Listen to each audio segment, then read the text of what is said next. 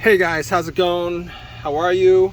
Alright, we are doing another fix for an RV issue.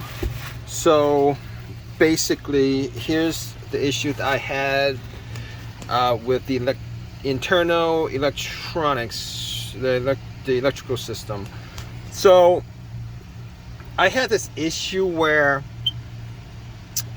sporadically it would just shut off. Like all the electricity would just shut off. I would have it on and all of a sudden it just goes off. Wouldn't be able to turn it on, and then I was able to turn it back on, and after a couple minutes I was able to turn it back on. Sometimes it would take a day. I'll get back, turn it back on. I was able to turn it back on.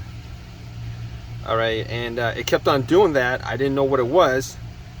I took off this panel and all that stuff, and really didn't know too much about the electrical configurations of the RV, but found there was a solenoid here. I was for sure it was the solenoid that was the problem. I was for sure it was the fuse that was the problem. Changed out the fuse, changed out the solenoid, and I thought I had it fixed, and then out of nowhere it just bam, shut off. Everything shut off. Every time I put a fuse in, it would blow the fuse. Crazy, right? So I was like, okay, maybe it's the solenoid. Swapped out the solenoid. It did the same thing, and then out of nowhere, I popped this in, popped the solenoid in, had it hang like this, and that night when I had it like this, wasn't able to get it started off. Yeah, it kept on blowing the fuse. But then the next couple days later, I thought I'll just turn it back on, and it worked. I didn't fix anything. It worked, and that just had me scratching my head where it was blowing fuses, and it shut off. And then the next couple days later, I was able to turn it on, and it was back to normal. Had me scratching my head. So I did get a solenoid from eBay. I popped it in, and I think it blew the solenoid or whatever. I don't know what the issue is, but the solenoid got really, really hot. It got so hot,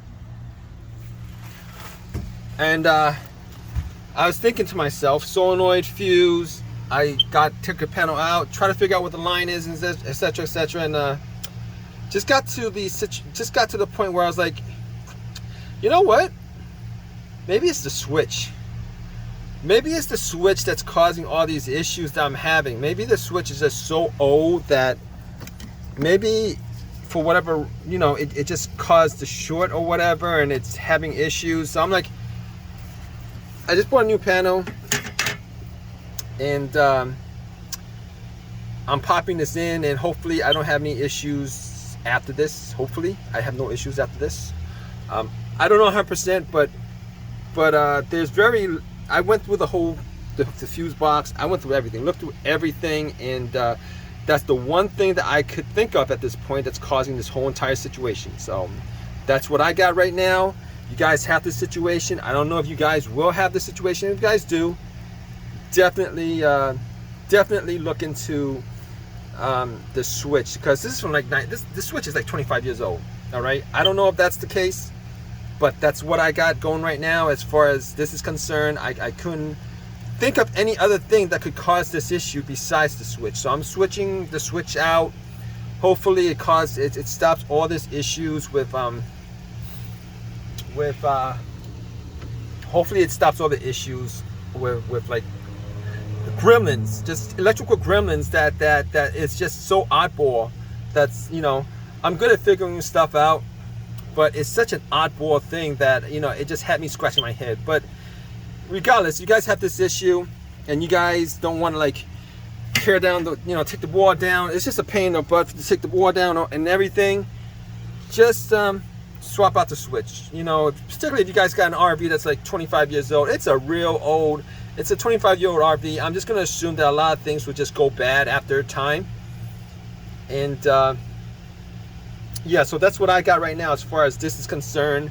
I am definitely putting up more videos as I get to fixing up all the stuff. I mean, I haven't been able to get this stove to work. The fridge, I don't know if it works or not. I know it's drawing power because when I turn it to 12 volt, the light dims. Don't know. The microwave, haven't been able to turn it on, but I think that's 110, and I probably need the generator to come on to have that work. The AC, haven't been able to get that to turn on at all. I don't know what that situation is, but it's a learning experience, and I am definitely putting some time into this RV to get it to work right.